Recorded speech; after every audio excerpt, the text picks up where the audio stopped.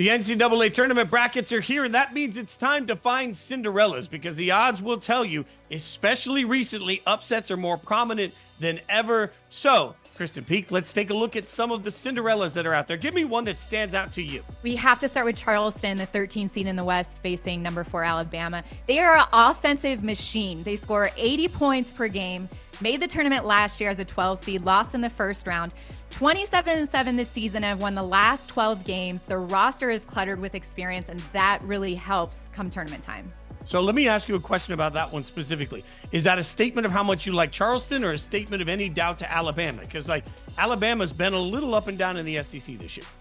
I'm going with consistency here with Charleston. I mean, they have Rain Smith. He can shoot from anywhere on the court, shooting 40% from three. Anytime you're entering a matchup against a team that you're not familiar with, I always kind of favor towards experience and shooting than the up and down inconsistencies that Alabama's had. Well, and you talk about explosive scoring. They can absolutely do that all day. Let's take a look at another Cinderella. I know you like some of these 12-5s. Give me one that stands out to you on the 12 range. I love McNeese State. They're in the Midwest region. They're the 12th seed. They'll be playing number 5 Gonzaga. And what I love about them is they will play the winner of a very banged up Kansas versus Stanford. So if they can get past Gonzaga, then their road to the Sweet 16 gets a little bit easier. They finished the regular season 30-3. This is the first tournament appearance since the 2001-2002 season. Will Wade has a ton of tournament experience, and that's what March brings.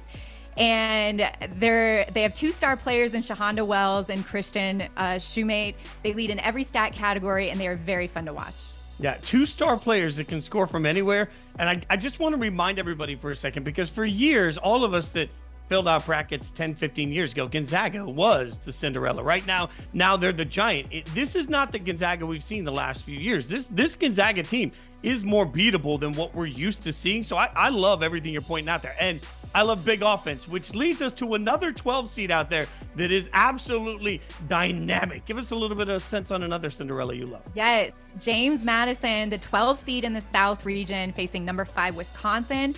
When you talk about offensive powerhouse, they averaged 83 points per game. They're top 15 in the nation in scoring. Junior guard Terrence Edwards Jr. is a player to watch. He leads the Dukes in scoring with 17.4 points. And senior forward TJ Bickerstaff is so tough in the lane, and he's going to give that front court of Wisconsin a lot of trouble.